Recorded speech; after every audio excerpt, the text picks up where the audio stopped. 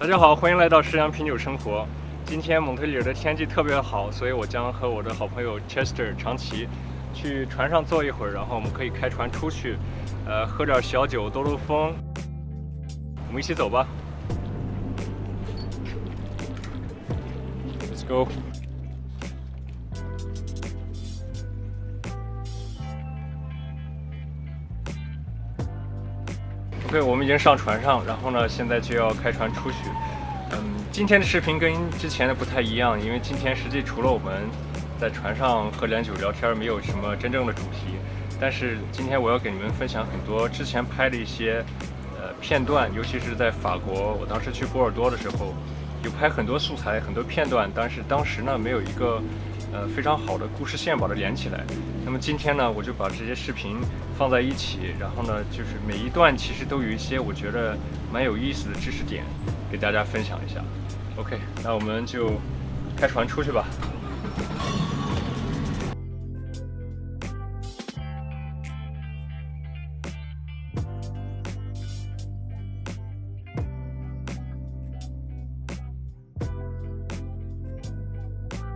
那在进入今天的内容主题之前，我想先介绍一下这一周给我店里选的3款酒。那这3款酒呢，都是来自于葡萄牙。为什么选择葡萄牙呢？是因为我认为葡萄牙是在旧世界里葡萄酒性价比最好的国家。这次选的是3个不同的葡萄酒，是3个不同的价位。那在今天的视频里，主要讲的是我当年去波尔多的时候，拍的一些人和事儿，然后呢还有参观很多酒庄。那去的那段时间呢，我是住在我的导师家里，我的导师是方修 C， 他是RVF 中国国家队的主教练吧，可以说是教练。然后呢，他也是卡法葡萄酒学院的联合创始人、老校长和教育总监。他在波尔多也是影响力非常大了，基本上所有酒庄他都认识，然后就庄主都跟他很熟，所以呢，当时有他带我去，真的是我同时学到了很多。那在这个视频里呢，就是很多一些我觉得有意思的片段放在一起，希望大家会喜欢。Cheers。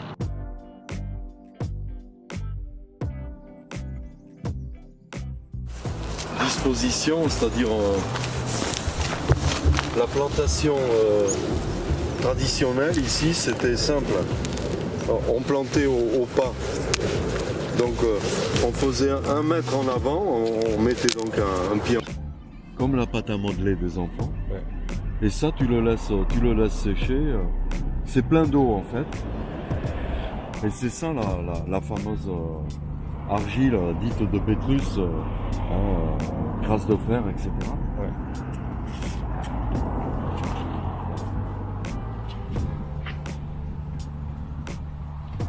Là, c'est très propre. On avait des analyses qui ne montraient pas des grosses teneurs en anthocyanes dans les raisins en général. Parce qu'on était à peu près à 1500 au total et 700-800 en extractible. Et puis finalement, premier merlot fini, on est à 1000, 1100, avec des indices à 70. Donc il y a de la structure, il y a de la couleur. Alors que les raisins, les analyses de raisins ne disaient pas forcément ça.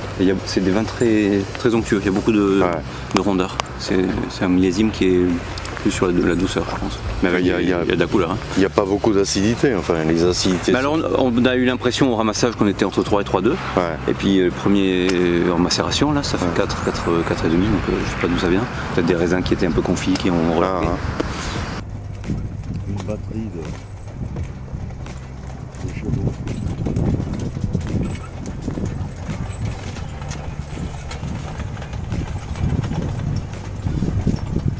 Sacré boulot. Ouais. Il y a un nettoyage hebdomadaire des écuries entièrement. Puis bon, les On bêtes. Rachel Ferrand, qui entre 5-6 semaines à peu près. Donc juste au-dessus des écuries, on a une partie des logements pour les vendangeurs. Ils sont partis là. Voilà, la 26e fois. Et oui, c'est le problème. Le dernier truc, c'est de travailler avec les drones. Même maintenant, même pour les traitements, etc.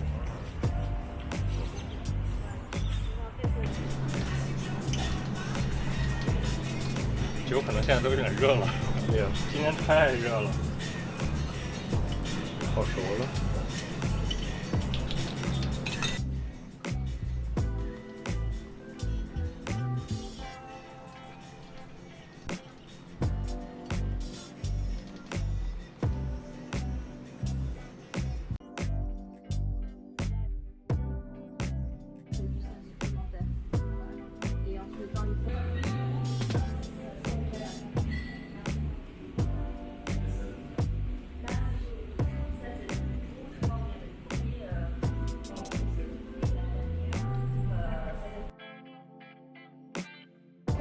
Avec toute cette partie métallique qui est en fait un système d'aiguillage où depuis le haut, donc on avait des rails qui portaient la table qui desservait les cubes, et on dirigeait les wagons vendanges sur rail pour remplir directement de vendanges toutes les cubes. Et ces cubes-là, on a donc 31 qui font 80 hectolitres de capacité. Ouais, c'est énorme. Alors, ces cubes sont inspirés des enfants romains. Ouais. Même si c'est pas de la terre cuite, attention, c'est du béton avec sur l'extérieur une couche d'argile. Et l'argile qui vient de la propriété. L'année prochaine. C'est une petite production parce que c'est entre 20 et 25 000 bouteilles. Mais l'approche est exactement la même et l'intérêt d'être dans les montagnes là-bas en hauteur, donc déjà on a 300 mètres. Ah oui, On est sur des métals, des sables. les écoulages ont commencé. Voilà, donc il y a déjà 2 cubes qui ont commencé à être qui ont été écoulés. Et là c'est 2 de plus. Voilà. D'accord. Les modernes, c'est l'infini, tout ça fait, c'est le cercle qui descend. Voilà, il marche à l'envers. Voilà, mais c'est le même exactement. Oh, il y en a quand même un paquet. Bah oui, parce que comme ça, c'est quand même très très long. Il y a la cage et il y a un ballon qui est là et qui gonfle. Donc on pousse le jus et il va dans le sens des trous. Alors que dans un pressoir vertical, on a les rayures comme ça, on presse comme ça, et le jus il est perpendiculaire. Et donc ça a un effet de filtration, de clarification qui est bien meilleur. Et donc au tout début c'est un peu trouble parce qu'il faut que le gâteau se forme, mais après plus on filtre, plus ça clarifie. On a des bains de presse qui sont plus doux en tanin, moins végétaux, moins triturés.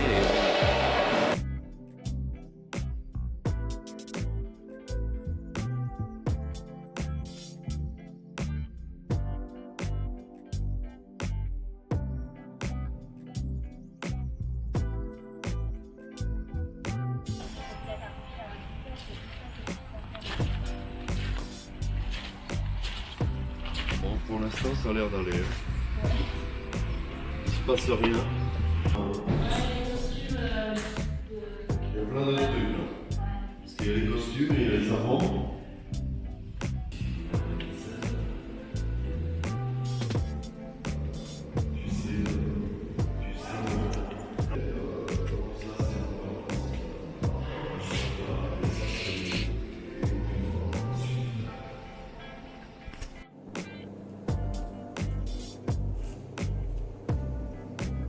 Notre production aujourd'hui, depuis 2015, c'est 100% de grande vente. Je crois que j'ai chauffé, vous les aurez au moins. Voilà. Donc bon là c'est bon, il fait pas froid pour l'instant. Oui, mais bon, ça peut vite descendre. Voilà. Mais la semaine prochaine, j'ai vu qu'on descend. Il y a une tonnellerie ici aussi, petite tonnellerie. Les tonneaux de Bordeaux sont faits à Bordeaux. Non, les tonneaux, la plupart des tonneaux qui sont ici viennent des Charentes. Ah ouais. Les plus grandes tonnelleries sont en Charente.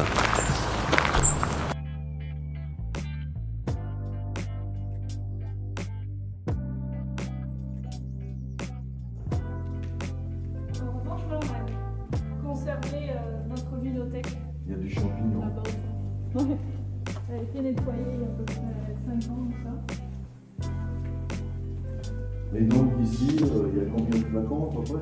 Alors, j'ai pas le chiffre exact, des milliers pour sûr, parce que quand on voit les casiers, la profondeur et. 这下面就是我们存老酒的地方，有很多比较老的年份都在这里。Ce sont les plus vieux. En fait, toutes ces bouteilles, c'est presque. C'est M. Marty qui a acheté le marché. Il rachète.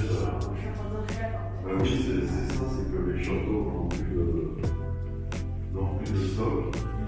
Donc ils sont obligés de racheter des vins pour refaire leur stock de vieux millésimes. Oui, c'est ça. Donc le plus vieux, c'est 1893.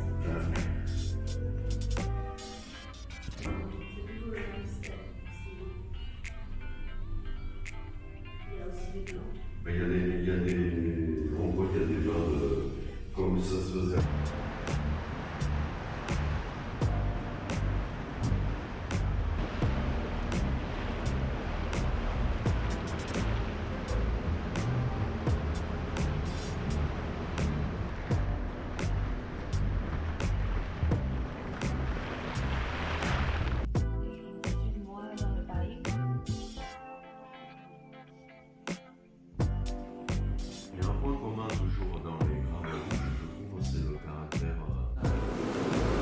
Ils ont eu un vin argentin, ils travaillent à 2000 mètres. Ouais. C'est un vin de Roland. Dans la série, Dans la Cavallate, un vin de avec Argentine. il y a Cachuya s'appelle. C'est un vin de Roland. Je pense pas qu'il y a beaucoup de gens qui l'ont eu. Qui l'ont trouvé. Qui l'ont trouvé. Oh, c'est pas facile.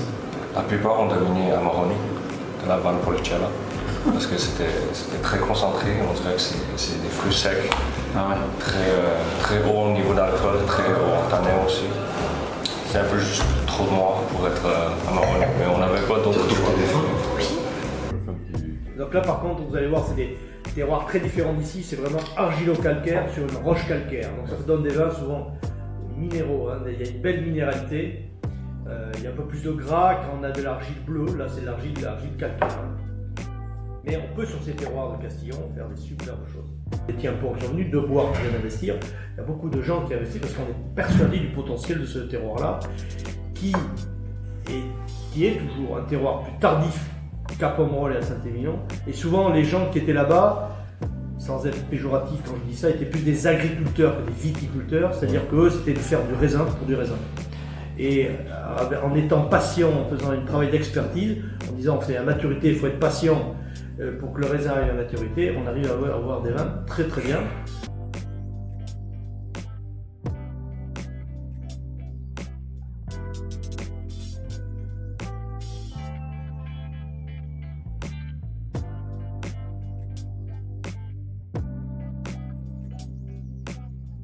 Bon, là, tu vois, t'as le château d'Yquem.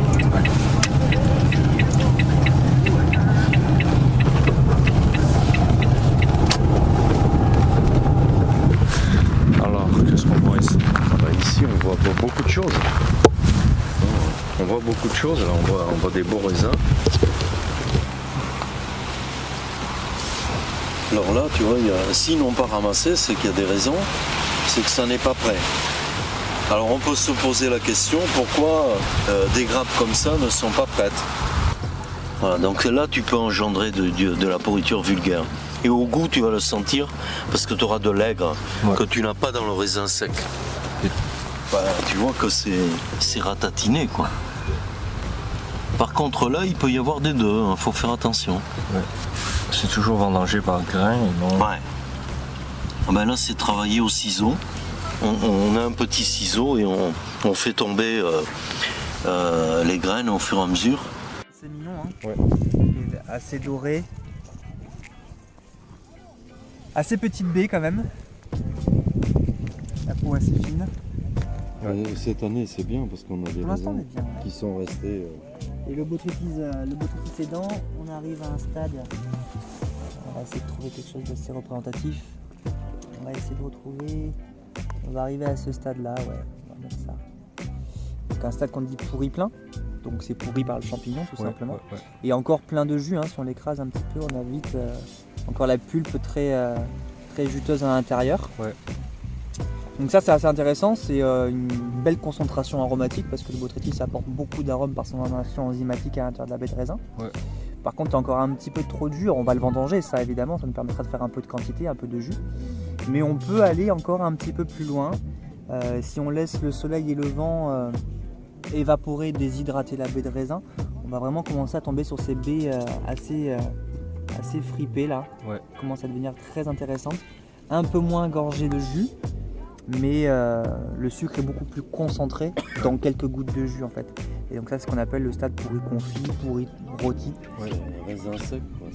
C'est comme un raisin sec effectivement, un tout petit peu plus juteux quand même parce qu'on a quand même besoin de faire un peu de quantité. Bien sûr. Mais c'est assez intéressant et donc c'est ça qu'on va privilégier avant danger. Ça vous dérange pas si je prends un peu de photos? Oui, mais pas moi, que les raisins. Non, juste les raisins. c'est sûr. D'accord. Je suis avec un ami là, Ah, c'est bon. il est là. 有很多葡萄没有达到标准的，直接就扔掉了，所以真正收割起来的非常少。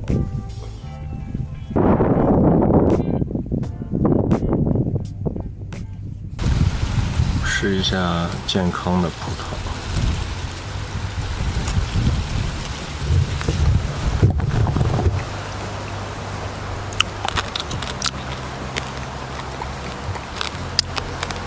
正常葡萄的味道。再试一下这样子的葡萄。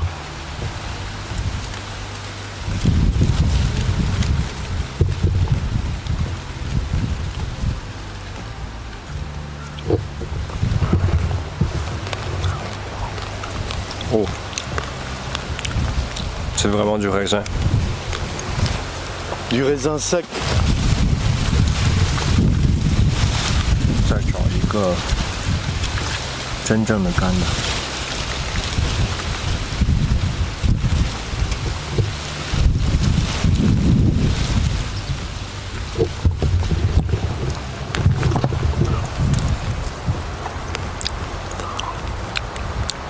完全是葡萄干的味道，非常棒。